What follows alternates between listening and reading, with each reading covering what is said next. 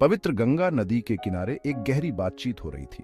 व्यास के पुत्र ऋषि शुकदेव राजा परीक्षित से मिले। राजा, जो जल्द ही मरने के श्राप से ग्रस्त थे, ज्ञान चाहते थे। उन्होंने पूछा, कलयुग में कोई शांति कैसे पा सकता है? ऋषि शुकदेव ने करुणा के साथ मुक्ति का मार्ग बताने के लिए सहमति व्यक्त की। उन्होंने 4 युगों की प्रकृति के बारे में बताया। समय के ये चक्र, सतयुग, त्रेता, द्वापर और कलयुग, प्रत्येक की अपनी विशेषताएं हैं। ऋषि ने कहा, युग एक बैल के पैरों की तरह है। उन्होंने समझाया कि कैसे सतयुग में धर्म, धार्मिकता दृढ़ता से खड़ी होती है। प्रत्येक युग के बीतने के साथ धर्म का एक पैर खो जाता है। सतयुग स्वर्ण युग, पवित्रता और दीर्घायु द्वारा चिह्नित है। लोग सहजता से सदाचार के मार्ग का पालन करते हैं। त्रेता युग में थोड़ी गिरावट दिखाई देती है। द्वापर युग में धार्मिकता में और कमी देखने को मिलती है। शुकदेव ने बताया, अब हम कलयुग में हैं। यह युग लौह युग, संघर्ष और आध्यात्मिक अंधकार की विशेषता है। जीवन काल छोटा है, मन बेचैन है और सदाचार दुर्लभ है। ऋषि ने चेतावनी दी, इस युग में लोग आसानी से लालच, वासना और क्रोध से बहक जाते हैं। वे अपने वास्तविक स्वरूप को भूल जाते हैं और भौतिक गतिविधियों में खो जाते हैं। राजा परीक्षित ध्यान से सुन रहे थे। उनका हृदय ऋषि के वचनों की सच्चाई से भारी था। उन्होंने अपने चारों ओर कलयुग का प्रतिबिंब देखा। छल, हिंसा और मोह हर तरफ दिखाई दे रहा था। राजा ने सोचा, ऐसे युग में क्या आशा है जहां बुद्धिमानों के मन भी व्याकुल हैं।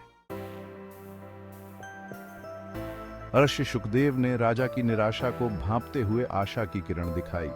उन्होंने घोषणा की, कलयुग में भी मुक्ति का मार्ग है। जहां कर्म और कर्मकांड का मार्ग कठिन हो सकता है, वहीं भक्ति का मार्ग सुलभ है। ऋषि ने आश्वासन दिया, ध्यान, यज्ञ, पूजा और विशेष रूप से नाम संकीर्तन के माध्यम से व्यक्ति कली के प्रभाव को पार कर सकता है। शुकदेव ने बताया, ध्यान मन को स्थिर करने का अभ्यास है। ध्यान की शांति में व्यक्ति अपने भीतर मौजूद दिव्य उपस्थिति से जुड़ सकता है। ऋषि ने समझाया, मन की निरंतर बकबक को शांत करके व्यक्ति सच्ची शांति और कलयुग की अशांति से मुक्ति का अनुभव कर सकता है। ऋषि ने आगे कहा, यज्ञ, पवित्र अग्नि समारोह करना शुद्धि के लिए एक शक्तिशाली उपकरण है। अग्नि में दी गई आहुतियां हमारे अहंकार और इच्छाओं के समर्पण का प्रतीक हैं। शुकदेव ने समझाया, यज्ञ के माध्यम से हम अपने मन को शुद्ध कर सकते हैं और दिव्य शक्तियों के साथ एक सामंजस्यपूर्ण संबंध बना सकते हैं। भाग 8, पूजा का सार। ऋषि ने विस्तार से बताया, पूजा ईश्वर के प्रति प्रेम और भक्ति की अभिव्यक्ति है। चाहे वह फूल चढ़ाना हो, भजन गाना हो या सच्चे मन से खुद को अर्पित करना हो, पूजा आत्मा का उत्थान करती है। शुकदेव ने जोर देकर कहा, जब हम शुद्ध इरादे से पूजा करते हैं तो हम अपने जीवन में दिव्य कृपा को आमंत्रित करते हैं, कलयुग के अंधकार को दूर करते हैं। भाग 9, नाम संकीर्तन का वैभव। ऋषि शुकदेव ने श्रद्धा से भरी आवाज में घोषणा की, इन सब से बढ़कर नाम संकीर्तन कलयुग में मुक्ति प्राप्त करने का सबसे प्रभावी साधन है। प्रेम और भक्ति के साथ भगवान के पवित्र नामों का जाप करने से हृदय शुद्ध होता है और आत्मा जागृत होती है।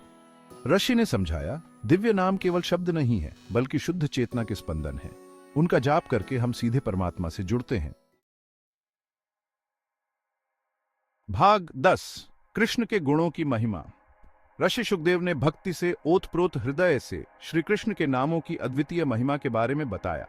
उन्होंने कहा, कृष्ण के नामों का जाप करना अमृत छकने जैसा है। उनका हर नाम उनके अनंत गुणों, प्रेम, करुणा, ज्ञान और आनंद से ओतप्रोत है।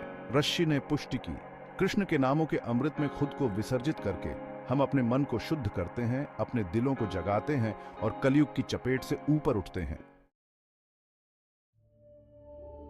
भाग 11, शाश्वत शरण। ऋषि के ज्ञान से बहुत प्रभावित हुए राजा परीक्षित ने अपने भीतर आशा और शांति की भावना को जागते हुए महसूस किया।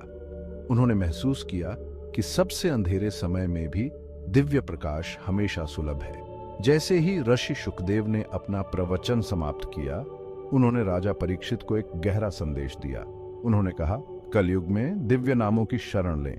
उन्हें अपना निरंतर साथी, अपना मार्गदर्शक और अपना अंतिम आश्रय बनाएं।